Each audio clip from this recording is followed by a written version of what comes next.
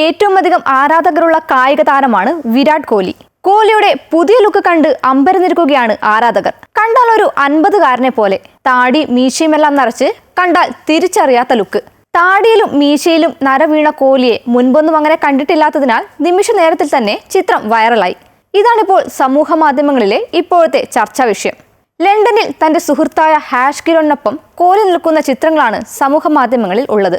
4 ദിവസത്തിലൊരിക്കൽ താടി കറുപ്പിക്കേണ്ടി വരുമ്പോൾ നമുക്കറിയാം സമയമായെന്ന്.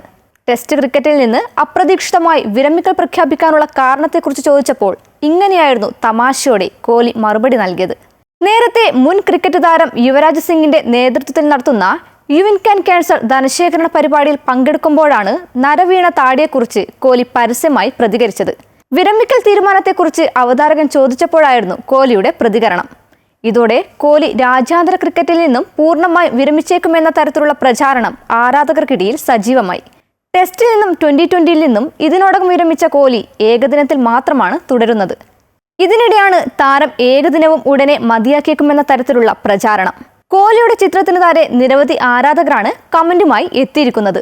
ഇതേറെ വേദനാജനകമെന്ന് ഒരാൾ കുറിച്ചപ്പോൾ തിരിച്ചറിയാൻ കഴിയാത്ത അവസ്ഥയാണെന്ന് പോലും ചിലർ അഭിപ്രായപ്പെട്ടു. നമ്മുടെ ഹീറോകൾക്ക് പ്രായമാകുന്നുവെന്ന യാഥാർത്ഥ്യം തിരിച്ചറിയുമ്പോൾ സങ്കടമുണ്ടെന്ന നിരവധി കമന്റുകളും ചിത്രത്തിന് താഴെ കാണാം. മെയ് 12-നാണ് ടെസ്റ്റ് ക്രിക്കറ്റിൽ നിന്ന് കോഹ്ലി വിരമിച്ചത്.